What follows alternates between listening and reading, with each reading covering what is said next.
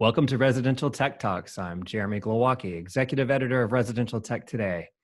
In this episode, I'm joined by Brandon White, Director of New Product Development at Vanco International, a U.S. manufacturer of premium audio-video products and electronic accessories. One of the reasons I have Brandon on the show this week is to learn more about an article he wrote for us in an upcoming issue of Residential Tech Today, where he shares the story of how he has followed in his father's footsteps in the AV business and how his own young son is already showing interest in tech as well. We'll learn more about that and more about Brandon in this episode of Residential Tech Talks. Hey, Brandon, thanks for joining us. Hi, thank you very much for having me. Pleasure to be here. I'm really looking forward to, having you share more about your story that you wrote for us. But first, I thought we should make sure we are on the same page about Vanco. Thanks to your excellent PR team at Caster Communications, I'm pretty familiar myself with Vanco and your product line. In fact, there's a photo of you in the article that you wrote for us presenting to the media, the trade media, including me, at CEDIA last year. And so, I've kept up pretty well, but I wanted to maybe have you provide your elevator pitch about what Vanco does when you have to tell somebody that's never heard of the company. No, sure. I mean, we do a little bit of everything, in all honesty. I mean, I would say from, cables, patch panels, wall plates, gadgets, and gizmos, all the way to amplifiers, speakers, HDMI over IP, pretty much anything needed for an installation or solution, essentially, from A to Z. So we have probably about 4,000 SKUs in our wheelhouse to choose from, and it grows consistently all the time. So Wow. yeah, it keeps me busy, but no, it's been great so far. And how long have you been with the company? Over 5 years now. Okay. So I started in 2015. Actually, CES was my, met the team at CES for meetings, things like that, and hit the ground running. Great. Well, and so you're Director of New Product Development. I can kind of figure out what that means, but maybe you could walk us through specifically what your role is involved in at Fanco. Sure. So going back to my installation days, one of the people that really helped me kind of get on board, David Miletsko, excuse me. He actually answered this one time really well. Trying to just make dreams come true, essentially. Our products are something that is, a necessity in some respects and also a luxury in some respects. And we're trying to do what we can to create new products using newer technologies for our customers. So the installers, our distributors, that really relate to them and their markets. And what specific products have you had a hand in developing? Quite a few. Okay. You don't have to tell me all of them, but just maybe a couple of highlights that you're proud of. Sure. I mean, in terms of the audio side, I mean, certainly helped in terms of the Beal amplifier, in-room amplifiers that were recently released. Our HDMI over IP or EVO IP system. Spent quite a bit of time on that, and actually we're going to have a second generation of that product released probably the end of Q3, EVO IP Lite. A little bit more cost-effective solution, but it's only one unit that could be a transmitter receiver, so it really keeps it nice and easy to relate to and know exactly what's going to work with what. So quite a bit in terms of audio and the video side of life. So I think altogether we try to do about 20 per quarter at least in terms of products. And then SKU wise, that kind of goes out from there, obviously, because cables and little widgets, they have lots of SKUs. Right. Yeah, absolutely. Do you have a specific technical wheelhouse that you kind of draw from? Are you more of an HDMI expert, audio expert, jack of all trades? What do you tend to enjoy doing the most? I mean, starting out, probably was more into audio side of life, in all honesty, just from my background. And then it kind of grew into, when I became an installer, more of the video side of life, just because that's really how the market went, at least on our end. I'd say now at this point, I don't want to say there's no focus there, but I mean, essentially try to do as much as we can for audio and video. So try to stay level to what's going out there, what's in the market, listen to our customers as much as possible to see what other avenues we can really go into. Yeah. So are there any trends that are kind of needs that are really driving what you're working on right now? It seems like, um, the bigger trends in, home health and voice control and all of that stuff, we talk about a lot, but specifically to what you guys are doing, you have to solve problems, right? You're Right. kind of make things more efficient, easier for the installers, that sort of thing. So what are some of the challenges that you're trying to help solve maybe right now? All right. Well, some of the things that we're looking into certainly, and actually should have some products probably the end of Q3, excuse me, is products that are more aimed towards whether you have to work at home or learn at home or locally at either the office or the school. Just because of how things are, I think it's the way that things are going. It's good to be flexible in that. I think a lot of times, it's the way that technology has been developed, we could certainly do that, but having that flexibility to do the same thing, either from home or from the office or from school, I think that's going to be really important moving forward. So we do have some products being released probably at the end of Q3 is when it should be shipping. That kind of really address more of those avenues. Yeah, I should have said that. That's an obvious one. And COVID-19 obviously is affecting everyone in major ways. So I did want to ask you about the challenges of being in the manufacturing side of things with everything and the quarantine in the past few months and just everyone kind of working remotely. Is that your normal state of business, or are you typically in an office with colleagues working on development, product development things? So it has been interesting to say the least on many levels. On my end, so Vanco is based outside of Chicago.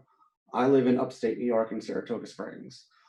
Generally speaking, I did travel quite a bit. I'd go to the office maybe once or twice a month, depending on what's going on, to work at the office and to kind of have just direct lines of communication for wrapping up projects, working through projects, testing, follow up with members of QC department, tech support. So, I mean, that obviously has not been able to happen for some time. I'll be honest, actually, I haven't been home this long in about 7 or 8 years, which definitely has its pluses. Do have 2 kids of my own. It's just been interesting when school is going on, as well as work for my wife who works at a school, because Hmm. a lot of bodies in a small house trying to get things done and stay on task, so to speak. So it's kind of somewhat of a management internally of the household, as well as externally through Vanco and product development. And how old are your kids? My son is 10. My daughter just turned 7. Okay, so you have some remote learning when school is going on, and this past year you were dealing with that as well. Yes, absolutely. And it was a learning experience for everybody. Yeah. I think a lot of it, technology wise, actually kind of helped a lot of ways. And, even my son was helping my daughter out quite a bit, which is great. So Oh, it nice. definitely helps, make the flow of things go a little bit smoother. Yeah, it really it tests your technical infrastructure in your home, doesn't it? And it's a good thing Yeah. you're pretty much the housewide IT manager at that point, I suppose, for your family. Oh, yes, absolutely. So, And uh, as far as Vanco goes, is in this remote environment, you would typically go to different conferences and that sort of thing. I know I saw you, like I said, at CEDIA. Are you doing some of that as well, representing the brand? yeah, so we did InfoCon Connected. Okay, So we did do that one. Took a little bit of a learning curve just because it's a little bit different, but once we got in the hang of it, I thought it was fantastic. And we're 100% on board for doing the CD event as well coming up. great. And I believe we actually signed up as well for some of the tech summit. So, Nice. Yeah, the so in-person tech summits are going to be a welcome respite for everyone, and as long as everyone's, doing the social distance thing and masks and everything, of course. But it's nice Mhm. that they're diving in and trying to get people back to in-person engagement there with those. Absolutely, I 100% agree. I mean, the business is very relationship based to some extent. You know, we see a lot of the same names and faces, from show to show, place to place, and um, so it definitely does help out in terms of that feel of getting back to normal, getting back into that routine to some extent, certainly. Sure. Yeah, the last thing I want to ask you before we kind of start, diving into your story that you wrote for us is just to get a little more background of how you got to Vanco, because I know that your career path didn't start in tech necessarily, but you've kind of touched on it a bit throughout. I saw some early days that were completely unrelated. You wrote about that as well. And so, what was your educational background? You went to college. You didn't study technology per se, but what did you study to start with, and then where did that lead you into your career path? Essentially, I went to school, graduated 4 years degree in anthropology, study of Anthropology. people. Yeah. Um, Absolutely loved it in every way, shape, and form. I feel like it's a great way that helped me open my mind to different perceptions and angles and how to look at things, how to observe, and really utilize to an extent probably my day to day life. In all honesty, in and outside of business, I think it really helped open my mind and my world to that. Also studied quite a bit of business while I was at school, specifically international business and marketing. Okay. And then also to somehow managed to throw in a certificate in nonprofit management just because I was able to do that in 4 years, and why not? Okay. Sure. But That's great. And then you graduated, and not that anyone's first job out of college is that memorable or noteworthy, but where did you land, and then how did that take you through to where you are now? all right, so as soon as I got out of school, I actually was working at initially a mental health hospital. It's a Hmm. private mental health hospital located in upstate New York. And I never really had just one job per se. I always did multiple jobs, whether it is while I was at that hospital or in that Radio Shack at the same time, Okay. or trying to do something on the side for myself, or in restaurants. Pretty much have done anything and everything in a restaurant at this point in my life. So uh, did a little bit of everything, and I think that really helped in terms of experiences. Um, Restaurants, for example, I think that's it's a harder environment I think people are used to, and I think you can learn a lot from it, from that kind of need it now, order process type of environment. And I loved it. Um, but I also worked at Radio Shack, and then was able, and through the mental health hospital, actually get into their medical records and IT Hmm. department, essentially. Okay. At that point, they were trying to convert to the electronic medical record, which was a very fun process on many levels. Hmm. Um, and then also started installing. So Okay. a lot of things overlapped as I just kept going. Didn't really have one single job of my own until probably um, when I was at Wirestorm, actually doing tech support. Okay. And your dad was at Wirestorm, right? Correct. Okay. Mhm. Yeah, we'll talk about your dad a little bit more. But and that was your first real focused on tech job, that full-time job, right? Yeah, yeah, I would say that was um, more of the hands-on approach, certainly, because I did work a little bit at Radio Shack in terms of just doing basic sales, making commission off anything that said Radio Shack in the store, batteries, extended plans, things like that. But then once I got into installing, that definitely opened my eyes quite a bit more to what can be available in the industry. I So loved it. you were a full-on custom installer at that point. You were just dabbling in it, kind of doing jobs when they came along, people that asked for some help or something. How'd that work? So when it came to when I was hired by Hippos, um, they I was full time installer at Okay. that point. So that was my main job. Okay, you did that Um, then. mhm. So did that for a bit in there. I mean, it also happened during the 2008 economy. So I mean, ended up having to leave for a little bit, and then went back. when I was able to. So I mean, yeah, it's been a journey, but it's been a great one. So always keep learning from it, learning from those experiences. Absolutely. Well, before we continue our conversation with Brandon White, I want to take a short break for a word from our sponsor. Thank you for listening to Residential Tech Talks. Today's broadcast is brought to you by ELK Products, a leading designer and manufacturer of customized security, automation, and energy management solutions for home and business with unsurpassed product quality and technical support. Secure, reliable, innovative. Control at your fingertips. Find out more today. Go to elkproducts.com.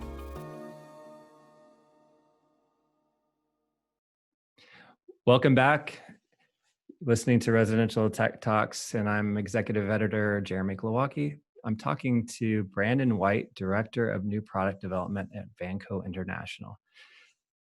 Brandon, now that we know you a little bit better, I wanted to learn more about your dad, Larry White, and his influence on your tech career. We mentioned that he was at Wirestorm when you were. In your article, which will appear in the upcoming issue of Residential Tech today, it was a very heartfelt and perfectly timed for a Father's Day issue, if we were able to line that up, story about how your dad, AV industry lifer of 40 years, who's worked in various jobs within the manufacturing space, had, really a positive influence on you as you went into the tech side of your career.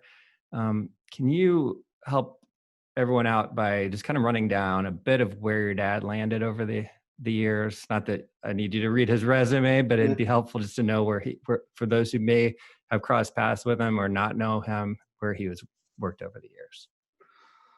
All right, so let's see.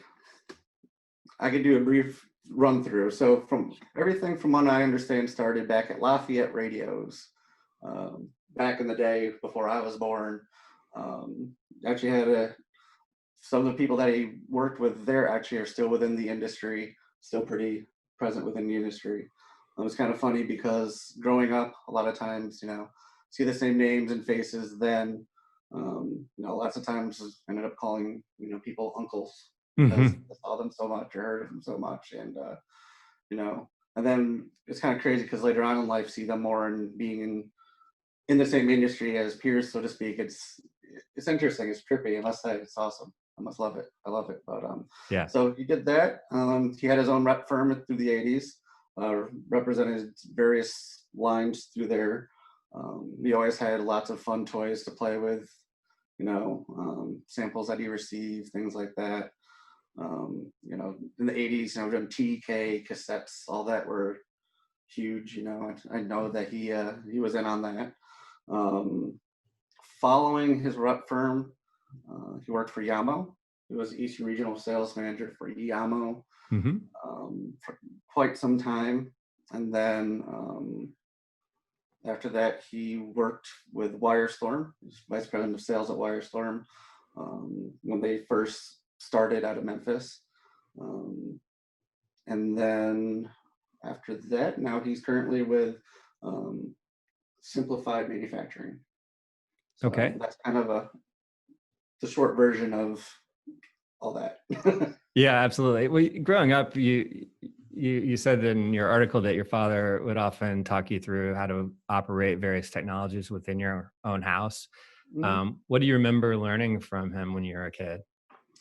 Well, I loved it because he's more audio from the audio background, or he came from an audio background. Excuse me, I should rephrase that. And we always had a listening room in the house, so a specific pair of speakers, turntable, CD player, amplifiers, subwoofer. It was the listening room. So always, ask him about what the speakers that he had, what made them different from the other speakers he had. Things like that. I remember growing up and, at 6 years old, having a Nintendo in my room and having, I believe it was Advent bookshelf speakers that he had and an Technica receiver that he had that he wasn't using anymore. So I was able to connect my Nintendo, and he showed me how to, connect everything, how things work, the audio side, the video side, an amplifier, speaker wires, preamps, every time just something new came in, just kind of learned a little bit more. And you also mentioned that your dad, as a rep, had sold some of the early karaoke systems. Is that right? Yes, he did. So it's funny. Yeah. So Sorry. that kind of led into a little bit of a side business for you as well, I guess, at some point with the DJing and all that. Yep, so he was a DJ with my uncle for a bit, and then I was kind of a fill-in, and then I DJ'd as well. So depending on through the years, I mean, actually going back in high school, I actually helped DJ some friends' parties like communion or confirmation parties, things like that. Um, it was more fun than anything, and I learned an absolute ton from doing that as well. What goes into it, the setup, the process, and just a feel for the music and that kind of way. For sure. Yeah. And you also talked about how your dad really has taught you about the importance of building relationships in the industry. And you mentioned that earlier in our conversation here, and that so many of those folks that you called uncles were, people that you've crossed paths with now in your own career. In what sort of advice has he given you, and how's it played out in your career so far in that relationship building? I mean, be honest and treat others how you want to be treated. I mean, I think I'd really take that to heart. I always have relationships within and outside of the industry. I think relationships are one of the more important things in life. It's kind of funny how small this world is and smaller the industry is. I mean, there's another example. Someone I went to or not even high school, junior high school with, ended up running into him at a trade show. I haven't seen him. He moved away and actually works for Elmo. Oh. Never knew that. Just kind of happened to run into him, bump into him. And, it's a small world and a smaller industry, certainly. So, just try to treat people, how you like to be treated, be honest, and be yourself. And I think, I certainly do like to think I do a good job of doing that. Well, speaking of relationships, your own son Brody now, as you write in your article, is showing some curiosity for technology, like you did when you were a kid with your dad. What questions has he had for you, and what kinds of conversations have you had about technology with your son?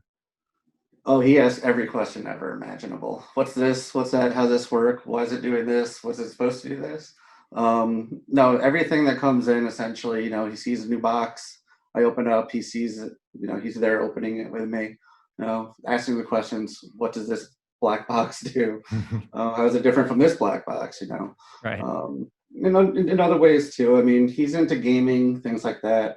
For Christmas, my parents actually got him a little mini DJ setup. So just teaching him how to use computers in regards to that little mixing DJ setup, as well as, how things that I do, I interact and how they relate to things he's interested, like gaming, for example, because it's amazing how that's really taken off completely, compared to, the Nintendo days, so to speak. So, Sure. I mean, no, it's great to hear him be that interested and, go to a hockey game, something like that, he'll ask like, oh, well, how's that video happening, or when you went to Disney, the projection mapping on the castle, things like that. Just relating things that he sees and that takes interest in and likes to things that, we talk about, we work with and deal with on a day-to-day basis. I think it's kind of helped him get a little bit of interest within the field. Right. I have two daughters, and it seems like that they start talking about, where they're gonna go to college way too soon. In middle school, they're already kind of guiding them that direction and where they're gonna go in their career, and it's just like overwhelming sometimes. Like, I don't know what I want to be, and it's like you don't need to know. They're just trying to make sure people have some sort of an idea, right? Well, I wanted to ask you if, based on your experience with your dad and getting into tech, if Brody's still showing an interest in tech, which it sounds like he's pretty into it, as he's going into high school, can you think about what kind of advice you might give him in terms of taking elective classes in high school, and maybe even a plan for going to college and a career path, that type of thing. I know it's a little early for that for him, but what would you think would be, something you would tell him at this point? Yeah, it's pretty trippy to think about, I must say. But no, I mean, I want him to be happy. I mean, I want him to figure out, what first and foremost, what's going to make him the happiest. I mean, if it's electronics, things like that, can certainly help him and be happy to help him steer him in a direction. But, we go through everything in life. I mean, I was an anthropology major, and, here I am. And, it's really what you make of it and make the most of that situation. So, I mean, if he's really into electronics, and he really has an engineer mind, so I could see him going down that road, just helping him with that path. I have lots of friends, fortunately, who have been down that path, who give some really great advice as well. Again, to go back to perspective. I mean, the more perspective you have on anything, the better. And, I could see him certainly going in that direction. Actually, I could also see him, as I was telling my wife, being into project or product management in some respect, because he is incredibly detail oriented, and he asks so many questions based on those details. So I could really see him doing something along those lines. But ultimately, whatever makes him happy is going to make me happy. So. Well, it's really a fun story to read and see those connections between your dad and through you and to your son, and wherever that leads your son. It should be interesting to follow. And like I said, it's early yet, but sounds like you're already kind of thinking about that and seeing his potential. Thank you so much, Brandon, for sharing your story today. And I wish you continued success for you and your family. And I look forward to keeping our readers, viewers, and listeners informed about the new developments at Vanco, and seeing you again in person, eventually probably at CEDIA Expo in Indianapolis next year. And that'll be cool. I'll probably be at a press conference at your booth at that point. So Sounds good. No, thank you very much for your time as well. And really appreciate it. And glad the article is, someone else saw the article and appreciate it as well. Thank you. Also, thanks to everyone for joining us. Be sure to comment, share, and subscribe to our podcast. You can check out all the latest residential tech news at restechtoday.com. Until next time, please stay safe, stay inspired, and let us know if you have a great story to tell. Residential Tech Talk, lighting specialist to residential tech.